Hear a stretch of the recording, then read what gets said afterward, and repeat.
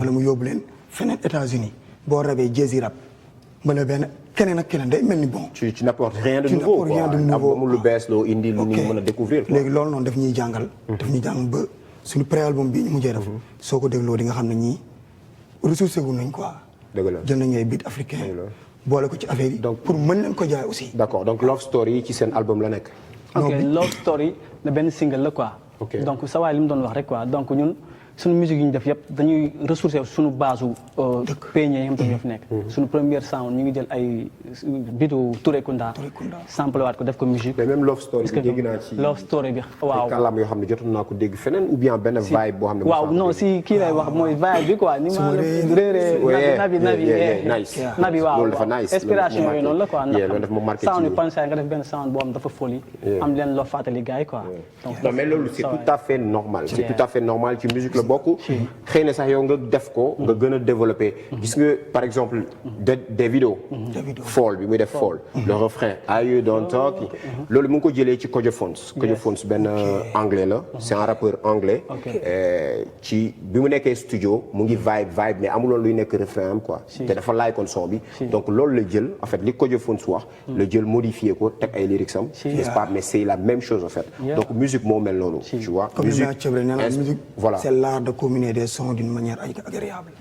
ni muy nice rek à l'oreille quoi jeex na tàkk parce que tamit cëpp des fois dañuy toog mu génnee benn bit bi mën na la conditionner des fois mën nga ko conditionner ça dépend dëgg la des fois bit bi yow nga jox sa vibe bopp wala yow nga tëdd ci vibe bi n'est-ce pas pour moo tax comme lu cëpp li waxaa rek pour ñu jaay suñu musique dëgg-dëgg foog ñu liggéey ñun artistes yi yokk liggéey bi foog ñu yokk liggéey bi waaw fi mu ne yéen a ngi liggéey nag artistes yaa ngi liggéey mais ba tey am na lu des am na lu nekk ci ginnaaw lu war a envelopper affaire bi pour mu dem c'est-à-dire contenu bi yëpp a ngi fi léegi dañ ko war a am fu ñu ko dugal yëkkati loolu yóbbu loolu moom moo nekk voilà côté entertainment bi sax pour man la gën a waxee quoi maanaam côté entertainment bi moom mooy feebaru hip hop mooy feebaru musique sénégalaise sax laay wax donc ndax par exemple ñun fii ñu fiy compétir ci yenn awards yi wala yenn da nga leen compter alors que boo demee par exemple benn Côte d'Ivoire wala Guinée di minimum 5 wala 6 artistes di nga leen gis ñu nekk ñu présélectionné leen ci ay yoo xam nga li ma def quoi dëgg la mais xam nga awards tamit dafa am nu muy demee par exemple suñu nee Afrima Awards wala MTV Base wala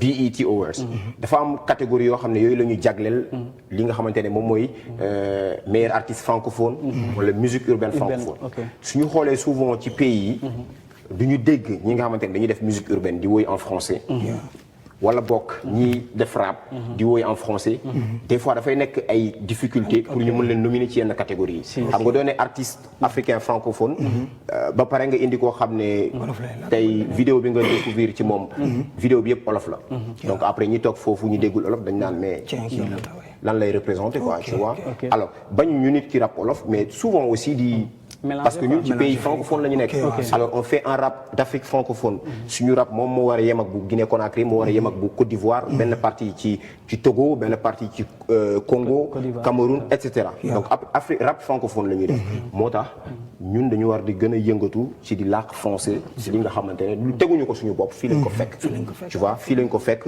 noonu la ñi nga xamante ne ñoom ñoo yor doole musique noonu lañ ko conditionné donc il faut souvent ñun ñuy dabe loolu n'est-ce pas donc loolu am solo la te artistes yi war nañ ko mën a bàyyi xel bu baax a baax a baax alors vidéo bi ñuy dem cette année mooy Love Story Exil Cool Thiba ak Iba dañu dem xool vidéo bi ñu ñëwaat ci plateau bi.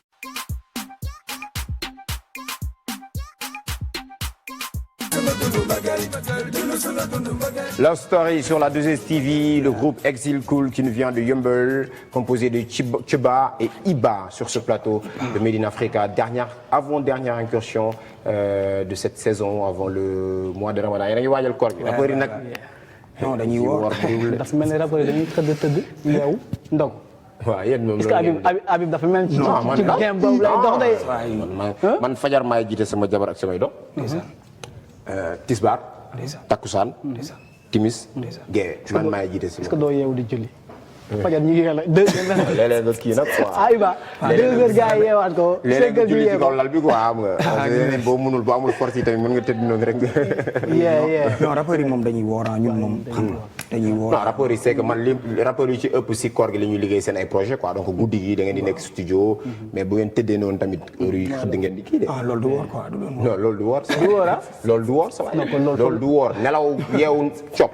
loolu kay kenn diglewul koor googu noonu. non mais du chaque jour quoi du chaque jour.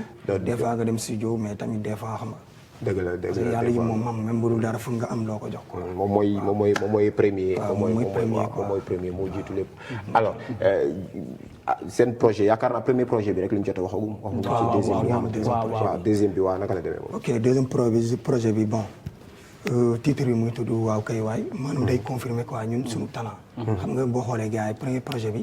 bañ ko njëkkee job ñun daaw ñu woon way. fësoo luñ ko woon quoi ñu ngi doon way mais fësoo luñ ko woon. rap lañ doon gën a def quoi. léegi ñu ñëw andiwaat way.